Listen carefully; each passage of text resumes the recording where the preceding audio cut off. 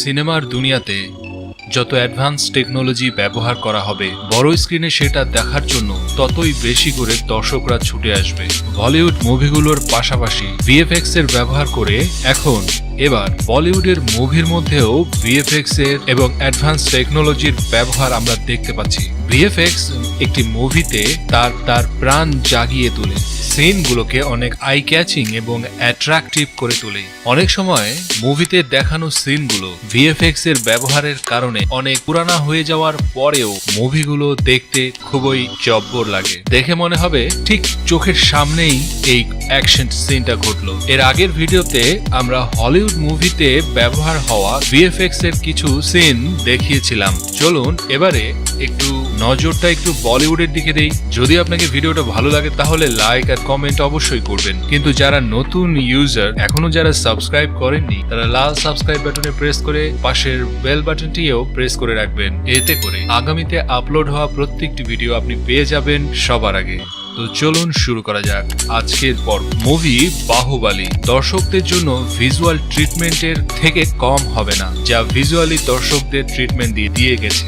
বাহুবলীতে দর্শকদের এমন অনেক নতুন কিছু দেখানো হয়েছে যা ইতিপূর্বে কেউ প্রয়োগ করেনি। আপনারা তো সবাই জানেন যে বাহুবলীতে কাটাপ্পা বাহুবলীকে কেন মেরেছিল, কিন্তু আজকে আমরা এমন কিছু জানাবো মনে হয় না আপনারা কেউ সেটা জানেন। 2015 সালে বাহুবলীর প্রথম পর্বটা এসেছিল। এই মুভিতে ভাল্লাল দেবের সাথে একটি বিশাল ষাঁড়ের যুদ্ধ হয়। আমরা আপনাদেরকে এই সিনটার সত্যটাকে তুলে ধরবো। এর বাস্তবতা সম্পর্কে জানলে আপনার হাসি থামাতেই পারবেন না। এই সিনটাকে এই মুভির অন্যতম সেরা সিনগুলোর মধ্যে একটি মনে করা হয়। এই সিনটাকে শুট করার সময় ভিএফএক্স অর্থাৎ ভিজুয়াল ইফেক্টস এর ব্যবহার করা হয়েছিল। এই সিনটিতে যেই ষাঁড়ের সাথে ভাল্লাল দেব লড়াই করছিল সেটা আসলে বাস্তবে এমন ছিল। যখন ষাঁড়ের সাথে ভাল্লাল দেবের যুদ্ধ হচ্ছিল দর্শকরা সবাই স্তম্ভিত হয়ে গিয়েছিল। ভাল্লাল দেব প্রথমে অ্যাকশন করেছিল, এরপর সেই সিনটাকে শিংওয়ালা বিশাল ষাঁড় পরে যোগ করে দেওয়া হয়েছিল। একটি সিনের মধ্যে ভাল্লাল দেব ষাঁড়টিকে মারার জন্য অনেক উপর থেকে লাফ দিয়েছিল। সেই সিনটা কিছুটা এইভাবে শুট হয়েছিল। লড়াইয়ের সময় শুধুমাত্র ষাঁড়ের শিংটা ব্যবহার করা হয়েছিল। সেই মুহূর্তে ষাঁড়ের সাথে কাট্টাপ্পাকেও দেখা যায়। কাট্টাপ্পার সিনটাও এরকম ছিল, যেটাকে ভিএফএক্স এর মাধ্যমে তৈরি করা হয়েছিল। মুভির একটি সিনে যেখানে রাজমাতা বাহুবলীকে নিয়ে সমুদ্রে ডুবে ডুবে চলছিলেন, সেই সিনটা তো আমাদের গায়ের লোম খাড়া করে দিয়েছিল, কিন্তু যখন আপনি বাস্তবটা জানবেন তখন আপনার হাসি বের হয়ে যাবে। আসলে ওই সিনটা এইভাবে শুট করা হয়েছিল। এরপর ভিএফএক্স এর ব্যবহারে এমনটা করে দেখানো হয়। এছাড়া পুরো ফিল্মটাতে ঝর্ণা থেকে শুরু করে পুরো সাম্রাজ্যের প্রাসাদটি, এছাড়াও সকল প্রকার স্তম্ভ বা স্থাপত্য ভাস্কর্য গ্রিন স্ক্রিনের সাহায্য নিয়ে ভিএফএক্স এর মাধ্যমেই তৈরি করা হয়েছিল। এই ফিল্মে 15টি আলাদা আলাদা ভিএফএক্স কোম্পানি এবং তাদের 130টিরও বেশি আর্টিস্ট এবং অনেকগুলো ভিজুয়াল ইফেক্ট শট তৈরি করেছিল। তবে এতগুলো ভিএফএক্স এর মধ্যে সবচেয়ে বেশি যোগদান বা সবচেয়ে বেশি পরিশ্রম করেছিল ন্যাকোটা ভিএফএক্স নামক কোম্পানির হায়দ্রাবাদ স্টুডিও। এই কোম্পানিটি 2012 সালে রিলিজ হওয়া রাজমৌলির তেলুগু মুভি মাক্ষী মুভিটি নির্মাণ করেছিল, যেটাকে তেলুগু থেকে পরবর্তীতে মাক্ষী নামে হিন্দিতে ডাবিং করে রিলিজ করা হয়েছিল। মাক্ষীকে সর্বশ্রেষ্ঠ ভিজুয়াল ইফেক্টস এর অ্যাওয়ার্ডও দেওয়া হয়েছিল। সালমান খানের বডির কোটি কোটি দর্শক প্রশংসা করেন, আর এখন আমরা তাকে তার সেই রূপটিতেই দেখতে অনেক বেশি পছন্দ করি। কিন্তু বয়সের সাথে সাথে তার মধ্যে আর সেই আগের বডিটা আর নেই, যেটা আগে ছিল সেটা আর নেই। আপনি অবশ্যই আমার সাথে একমত হবেন। আপনি তো এখনো তার সিক্স প্যাক অ্যাবস দেখে অবশ্যই অনেক খুশি হয়ে যান, সিটি মারেন। আসলে এটা ফিল্মের জন্য ভিজুয়াল ইফেক্ট তৈরি করার টাটার digital production studio DCR Tata অ্যালেক্সির স্টুডিওতে হয়েছিল। এই কোম্পানিটার মুভির জন্য ভিজুয়াল ইফেক্টস তৈরি করে। এই স্টুডিওতে কেবল সালমান খানের বডিকে ভিজুয়াল ইফেক্ট দিয়ে দেখানো হয়েছিল।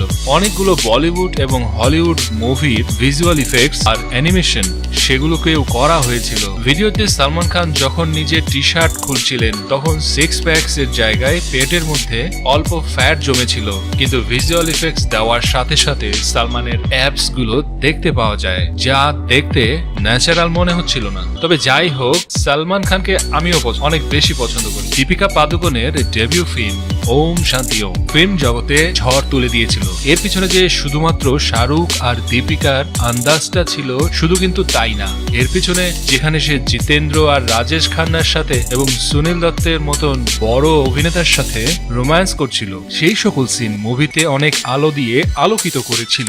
এই গানটি অনেক সাবধানতার সাথে গ্রিন স্ক্রিনের সাথেই একদম আসল তৈরি করা হয়, যেটা দেখার পর সবাই অবাক হয়েছিলেন। রেড চিলিস এন্টারটেইনমেন্টের এই প্রোডাকশন ফারাহ খানের সিলভার স্ক্রিনে বক্স অফিস হিট করেছিল। ফিল্মের একটা বড় অংশ যেটা 1970 সালের দৃশ্যকে তৈরি করা হয় সেটাও ভিএফএক্স এর মাধ্যমেই তৈরি করা হয়েছিল। অর্থাৎ এজন্যই ওম শান্তি ওমকে তার অসাধারণ ভিএফএক্স এর কারণে অনেকগুলো অ্যাওয়ার্ড দেওয়া হয়েছিল। এছাড়া আগুনের সেই প্রাসাদটি দেখে দর্শকরা অনেকে চোখের পানি এনেছিল, যেটাকেও ভিএফএক্স এর মাধ্যমেই ঠিক এভাবেই বানানো হয়।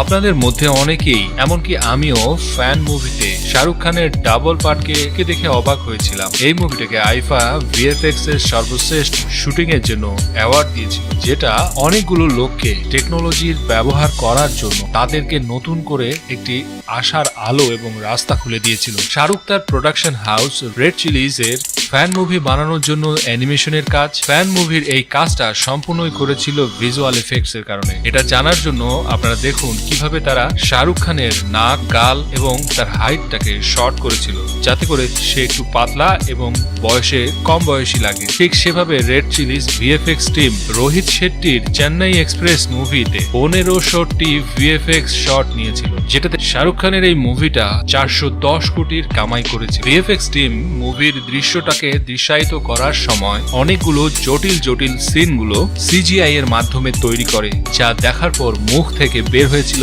ওয়াও। যেরকম গানের দৃশ্য, পাশাপাশি মুভির ব্যাকগ্রাউন্ড সিনে খুবই সুন্দর একটি মনোরম পরিবেশে শুট করা হয়েছিল এবং ফাইট সিনেও অনেক পরিবর্তন আনে এই ভিএফএক্স। কিন্তু সবচেয়ে ইম্পর্টেন্ট যে সিনটা সেটা ছিল চেন্নাই এক্সপ্রেস আসলে 1 ইঞ্চি পর্যন্ত রেলওয়ে ট্র্যাকের মধ্যে চলেনি। জি হ্যাঁ বন্ধুরা, ট্রেন স্টুডিওতে বানানো হয়েছিল, সেটা স্টুডিওর ভিতরেই ছিল, আর গ্রিন স্ক্রিনের মাধ্যমে ভিএফএক্স অ্যাড করে এমন ভাবে পরিবর্তন করা হয় মনে হচ্ছিল ট্রেন রেল লাইনের উপরে চলছে। সকল প্রকার বাইরের শুটগুলো ভিএফএক্স এর মাধ্যমেই তৈরি করা হয়েছিল।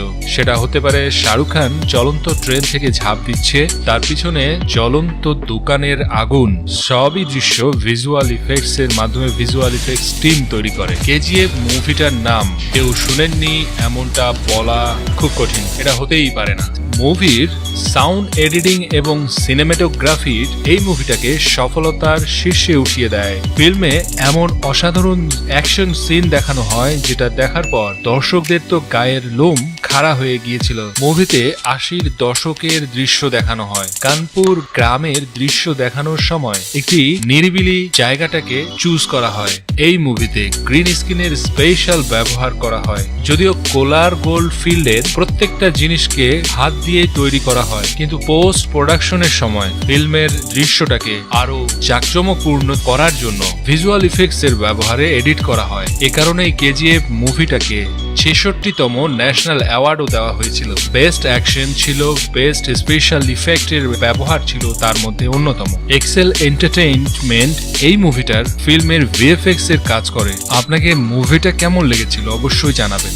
সালমান খানের 2014 সালে এসেছিল কিক মুভিটি, যা দর্শকদের মাঝে অসাধারণ এন্টারটেইনমেন্ট দিয়েছিল। ফিল্মে সালমান খান অসাধারণ স্ট্যান্ড গুলো করে, যা সিনেমা হলে দর্শকদের মধ্যে হাততালি আর সিটির শব্দে সিনেমা হল ভরে যায়। মুভিতে সবচেয়ে বেশি আলোচিত সেই সিনটি ছিল যেখানে সালমান খান ট্রেন আসার আগ মুহূর্তে সাইকেল ছেড়ে দিয়ে অনেক মাচো ভাবে অনেক মুড নিয়ে রেল লাইনটি ক্রস করে, কিন্তু আসল ঘটনাটি হলো এই সিনটাকে ভিএফএক্স এর মাধ্যমে করা হয়। আপনি পরিষ্কার দেখতে পাচ্ছেন কিভাবে ভিজুয়াল ইফেক্টস এর সাহায্যে সালমান খানের স্ট্যান্ড সিনটাকে আই ক্যাচিং করা হয়, যা দেখে অডিয়েন্সরা সিটি বাজাতে থাকে। সবশেষে বন্ধুরা, আমার ভিডিওটা আপনাদের কেমন লাগলো? যদি আপনি এরকমই আরো অনেক ভিডিও দেখতে চান তাহলে যারা এখনো লাল সাবস্ক্রাইব বাটনটিকে প্রেস করেননি, এখনই প্রেস করে পাশের নোটিফিকেশন বেলটিকেও প্রেস করে রাখুন। এতে করে আমরা নতুন কোনো ভিডিও আপলোড দেওয়ার সাথে সাথে আপনি আমাদের ভিডিও পেয়ে যাবেন সবার আগে। এখন স্ক্রিনে যে ভিডিওগুলো দেখতে পাচ্ছেন তাদের একটিতে ক্লিক করুন, ভিডিওটা দেখতে থাকুন আর এভাবেই আমাদের সঙ্গেই থাকুন। ধন্যবাদ সঙ্গে থাকার জন্য।